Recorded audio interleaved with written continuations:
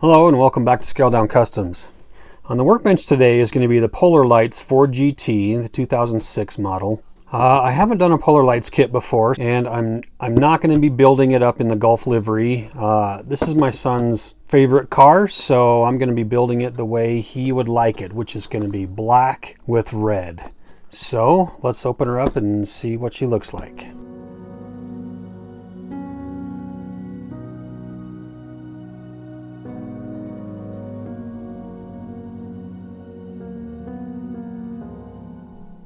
Chrome sprue looks pretty good.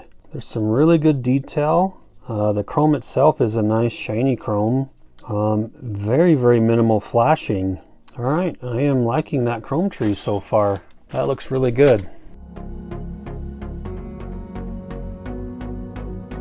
All right, so the two different tire sizes, I like that. The tread is really clean.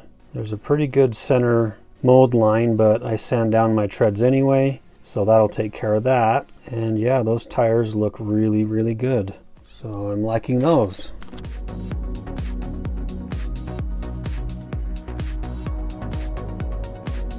Decal sheet is really clean. Even the gauge cluster, the gauges look really sharp for how small they are. All right.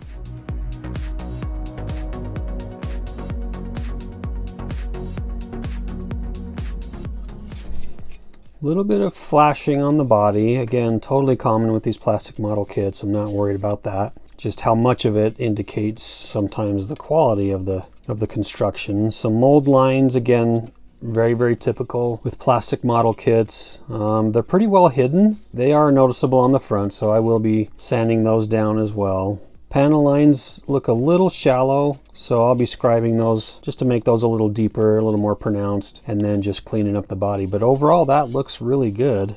I'm liking that. Same with the chassis floor plate. Some good detail on that. So I'm liking that. So far, these parts are looking really good. Pretty small instruction booklet, but it looks like they add a lot in per panel. So it looks like it's got the part number and the color call out on there, which is nice. Looks like it's pretty detailed. There's your paint color guide on the back. Hood mask template. Okay. All right, so I'm really curious to see how this kit goes together as far as the quality of it, but right out of the box, things are looking really promising. So I'm interested. All right, so first things first, I'm gonna get the body sanded down. I usually start with like a 3000 sanding sponge from Tamiya. I'm gonna get the panel lines scribed out and then get the rest of the parts cleaned off the sprues and sanded down and ready for primer. So let's start doing that. I'm sorry, I said 3000 grit, didn't I? And that's for my finishing sanding. I'm gonna use a 600 grit sanding sponge for my rough sand for primer prep. So 600 sanding sponge, 600 grit, not 3000. All right, back to work.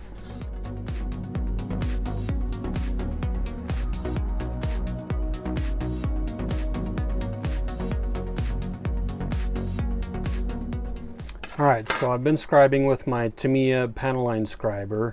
Excellent tool, by the way. I love that scriber. And I made some extra scratches because I wanted to show you guys how to repair those. And then I've just marked them with my Sharpie and then sanded them down a little bit so I can see a little bit more accurately where they are. And also I've sanded just a little bit on these mold lines so you can see that's all smooth and there's no more black, but you can still see some of the black here, and this is what we don't want. So again, you can still see some of the black line here, and that's what we're trying to eliminate. And I just use that Sharpie as a guide coat to help me visually see how much more I need to sand. And also, if you're having a hard time finding them, sometimes if you take your fingers and kind of rub around the edges, you'll feel a little bit more of a sharp grab than you would any of the other panel lines or anything else like that. So that's kind of a good indicator that that is a mold line and not a panel line. So, and then just kind of mark them up with your marker and sand them down. So I will be showing you how to fill those in. One of the things I've been using a lot lately for that is the Mr. Surface 500. This is a heavier primer, and I will actually just kind of dab this on with a paintbrush over these, let that dry up, and then sand that down before primer. So that's how I fix those scratches, because inevitably I'm scribing along and I'll skip off and scratch down the body or something like that. It always happens. It just means a little extra work. And one thing to note when you're using these is when you first start out, I get impatient, and so I try to push harder and make less passes. But when you're starting out, just lightly go and just drag the scribing tool across the line. It'll stay in that groove a little bit more if you just kind of smoothly go across. And then the deeper you get, the more you can push a little bit harder. So just a little tip on panel line scribing. Like I said, if you do skip off, that happens all the time. I usually just mark it with a marker so I don't forget about it. And then when I'm sanding, I'll see those lines, and that reminds me that I need to fill those in with some heavy primer or whatever filler of your choice. Body filler is a little bit too thick, or putty, something like that. Those are a little bit too thick to get down in these really tiny small scratches. So that's why I'll use an actual liquid primer, but a heavier primer. So I've been finding that the Mr. Surface 500 works really, really good for that. All right, so I'm going to keep sanding this body, filling in some of these scratches, and getting it ready for primer.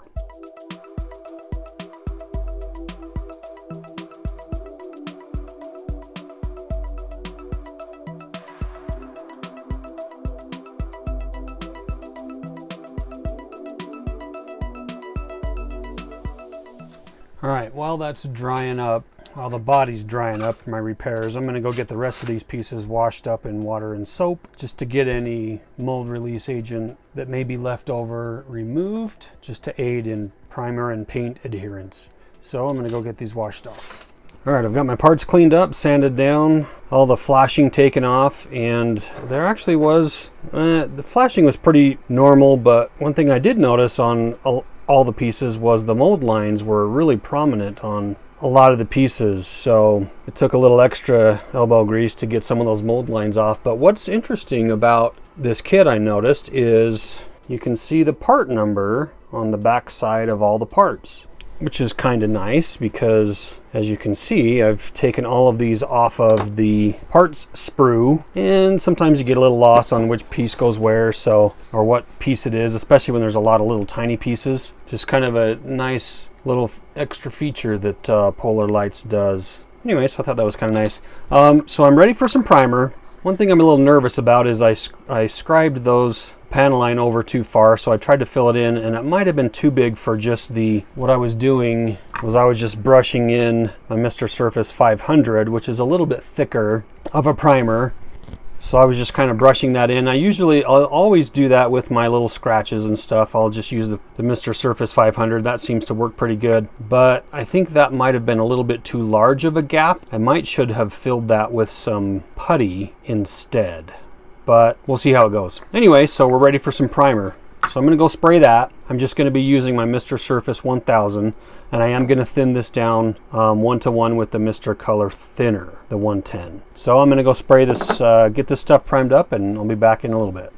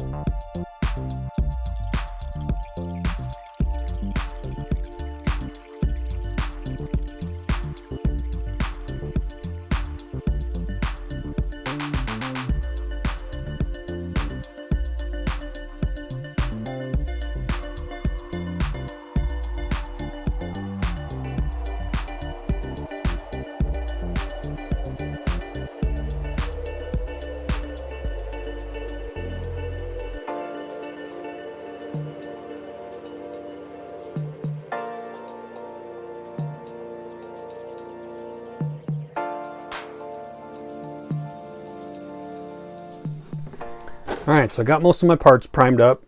I'm ready for some paint. Now, you don't have to prime every single part. I like to because it just feels like it gives me a better finished paint job. But a lot of those other little parts, you don't have to do that. You don't have to do anything that you see me do. I've just picked up some tips and tricks from other builders that I've liked and just tried some things that have worked for me as well. So I would recommend priming all your parts, but you don't have to. But I would recommend absolutely priming the body before you paint that, because that really will give you a good finished paint. All right, so now I've got the body in primer, but I'm just going to be using this initial primer coat as a guide coat, and I'm going to start doing some sanding. Now there's a lot of curves on this body, so not really going to get a lot of flat sanding in, but I just want to make sure that everything's nice and smooth before I lay down some actual paint. So I'm going to get this thing sanded down and just to check to make sure everything's nice and smooth. And I'm using a 600 grit sanding sponge, but this is pretty worn down, so there's hardly any grit on here at all. So I'm just going to use this to just kind of smooth some stuff off.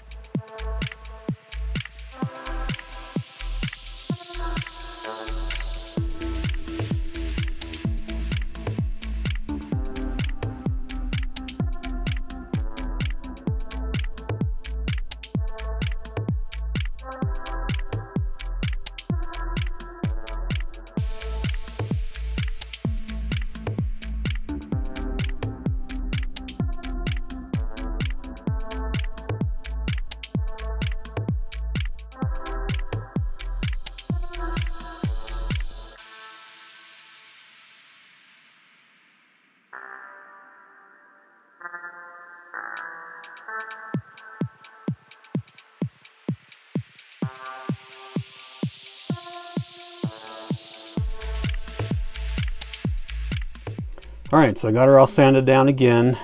So like I said, generally my first coat of primer is just my guide coat to kind of give me an idea of my high and low spots, and you really want to pay attention to your edges, especially panel lines, any flat edges. I always want to block sand the roof line because that seems to be the most obvious uneven spots. But anyway, the plastic, when you have these seam lines and edges, the plastic will kind of curve up slightly on the edges and on the edges of the panel lines. And then when I start block sanding, and you want to use something flat so that you can start picking up those high spots and getting them flat and smooth.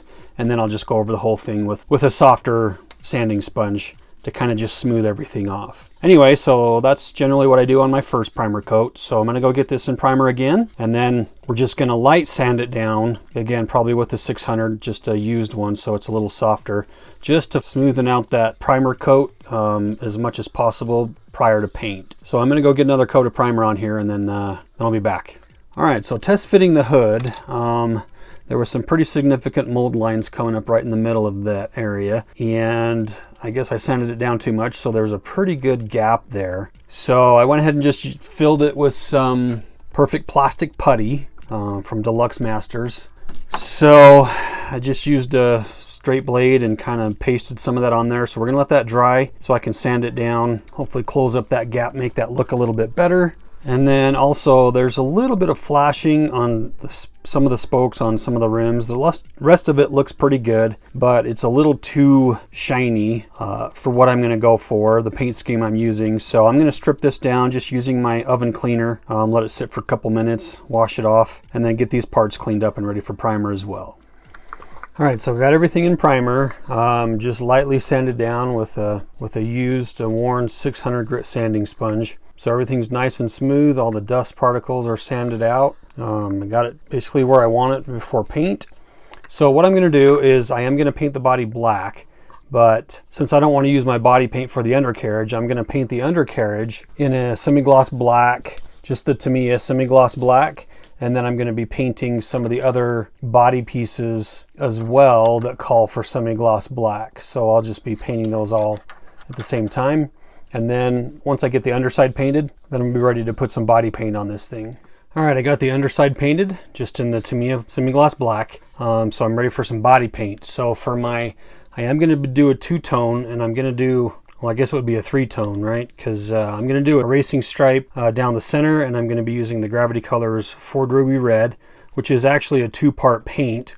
This kind of metallic goes on first, and then this candy goes over the top of it. And I love this color when it comes out. So I'm going to be doing that, and then I'll be using just the Gravity Colors Anthracite Black for the rest of it. But I want to lay down my stripe. I want to lay down my pinstripe first, and then I'm going to mask that and then paint the rest of it black. So we'll see how that comes out.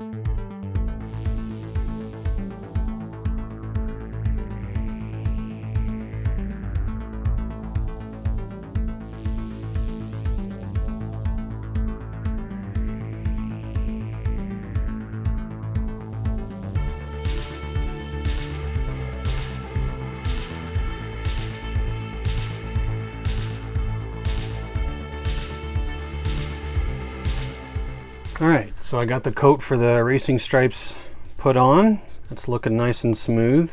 I'll show you a couple photos of the first coat, and then the first base coat metallic, and then the candy overcoat, and what difference that makes on the finish. But anyway, so I'll get this thing masked off and get the rest of the body pieces and the body painted up in the anthracite black, and I think we'll be ready for some assembly. So I think that'll do it for this video. So thanks for watching, guys. We'll see you on the next one.